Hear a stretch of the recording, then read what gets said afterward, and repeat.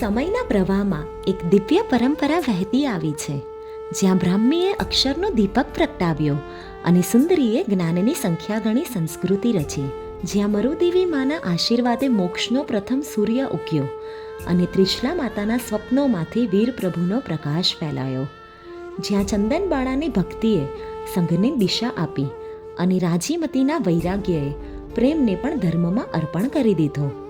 જ્યાં શ્રી મલ્લીજીના તપે આત્માની ઊંચાઈ બતાવી અને સુલસાની શ્રદ્ધાએ અડગ વિશ્વાસ શીખવ્યો.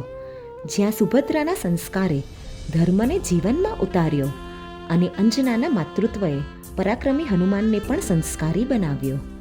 જ્યાં દ્રૌપદીના ધૈર્યએ સંકલ્પ શીખવ્યો અને મૃગાવતીના વૈરાગ્યએ વૈભવને નમાવ્યો.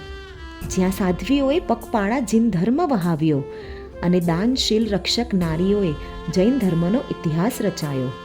અને આજે આ જ પરંપરાને આગળ વધારવા બ્રાહ્મીથી આજના સાધ્વી અને આજના શ્રાવિકાઓ સુધી આગળ વધતો રહ્યો છે એક જ પ્રવાહ, વિરાસતના વારસાનો પ્રવાહ.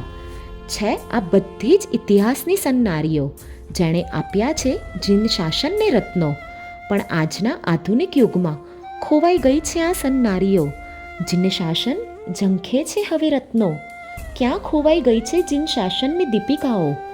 ક્યાં ખોવાઈ ગઈ છે જીન શાસનને ઉજવાળતી દીપિકાઓ?